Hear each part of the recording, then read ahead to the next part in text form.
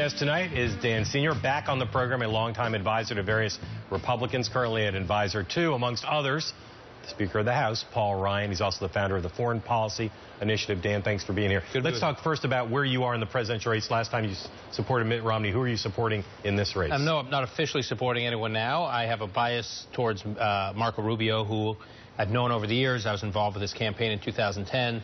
I've informally advised him and his team over the last couple of years, but I am not an official of any campaign. Okay. You work on policy and you know politics in that intersection. I'm curious right now in the context of all these Republican presidential campaigns, you've got an evolving situation on the ground in dealing with ISIS and questions about Russia and about what goes on inside a campaign now in terms of coming up with things for the candidate to say about ground troops, no-fly zones. How does that work? I think the biggest challenge in a situation like this is you are being asked to weigh in on what you would do now. The truth is, when you're actually going to be in a position to do something is in 14 or 15 months from now, when the situation, if it continues along the current trajectory, is going to be dramatically different. So there are specific things that I think all of these candidates on the Republican side would do now, and they're all talking about it within some kind of range. But the reality is, I'm not sure many of them will be possible in January of 2017 if things continue. But are candidates typically resistant when the staff says you're going to be asked about X and they say, well, I'm not going to be president now, it's too hypothetical? No, they actually, they have to strike a balance between developing general principles about how they'd approach it without getting bogged down in specifics. So, for instance, it is a fact that if we want our air operations to be more effective in Syria, against ISIS, we need some kind of ground presence. This doesn't mean deploying divisions of the U.S. military, but we need some kind of ground presence to coordinate those air operations. If we are going to be successful against ISIS, we need to think through what is going to replace ISIS. If we are successful in chasing out ISIS from Mosul or Raqqa, what is going to be thereafter? Because if it leaves and there's just a vacuum, you have a situation like we had in Libya or a version of what we had in Iraq after we went in 2003. You can lay out those principles and those objectives.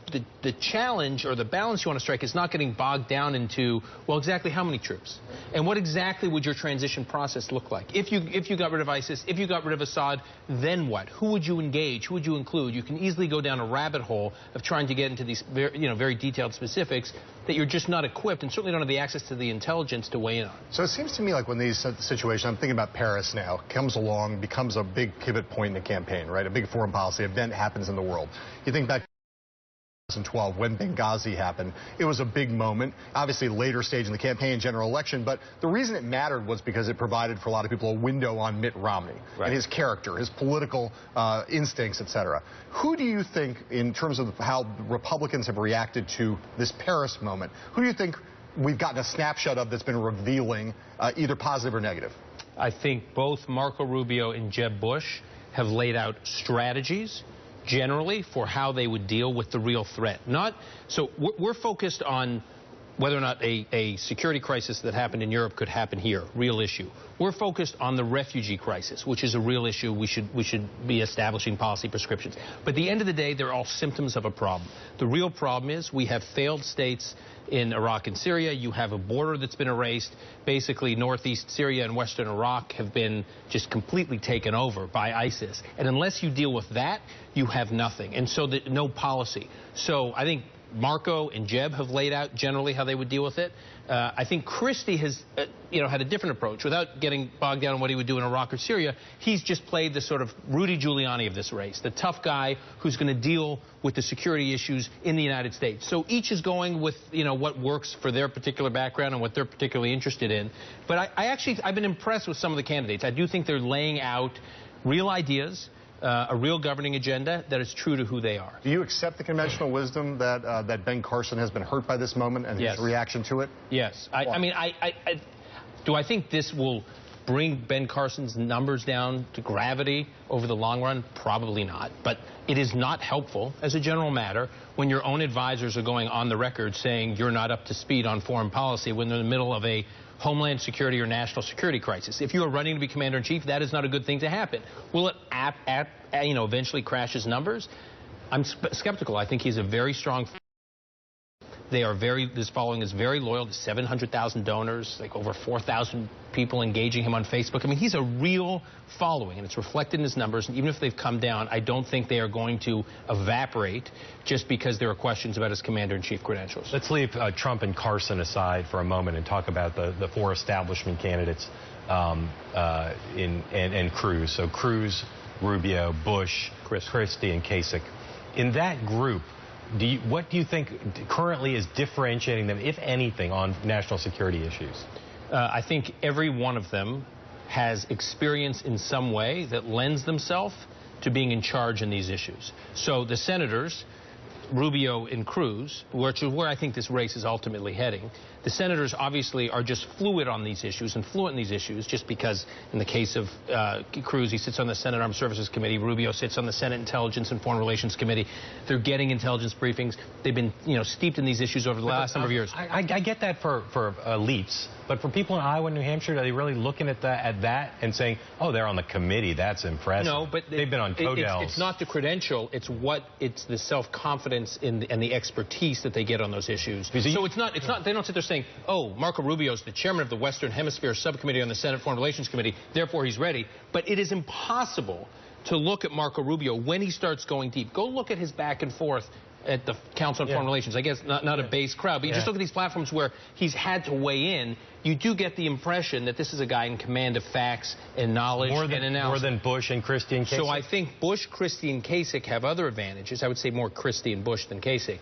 Is they just have the executive in-chargeness, sort of profile to them that I also think helps them in these situations. At the end of the day, I actually think that Rubio and Cruz will have an advantage over the governors.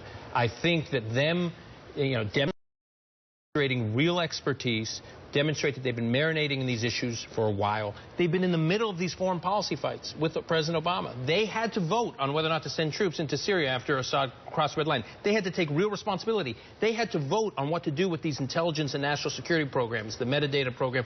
They've had to really weigh in on these issues. So they have knowledge. They have a level of discourse. And the credentials are less important than what the experience that those credentials represent have given them in terms of their ability to weigh in. I have to sneak in one quick question. If Hillary Clinton got elected and asked you to be national security advisor, would you do it? Wow. Yeah, you would. You would in part because you find the job interesting and you're a patriot. But also, I find when you strip away some of the partisanship and rhetoric, there's not that much difference with what Hillary Clinton believes in terms of specific decisions and what you believe. True or false? False. Like what? False. She was involved with the negotiation path for Iran, which I actually think President Obama has had two signature accomplishments as president, both of which I strongly disagree with.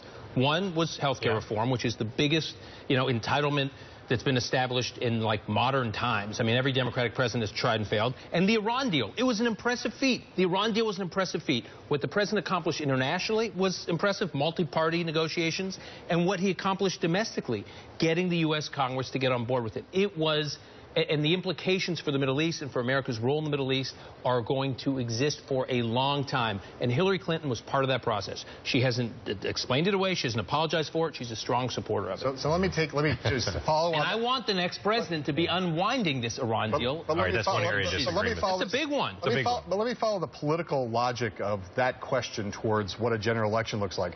Listening to what you just said about why the senators have advantages. They have the expertise, they have fluency, they have confidence. She got all that stuff. So you can make some substantive arguments against her, but any Republican, it seems to me, is going to have to deal with the fact that she has all of those qualities and in spades. How can either Republican hope to match her on that front? So I don't think that's the only criterion. I think if Marco Rubio or Ted Cruz wins the Republican nomination, look at this screen, or what was on that screen. They are going to have to defeat a stage of giants. These are very strong personalities. Jeb Bush, Chris Christie, Donald Trump. I mean, just go through that list.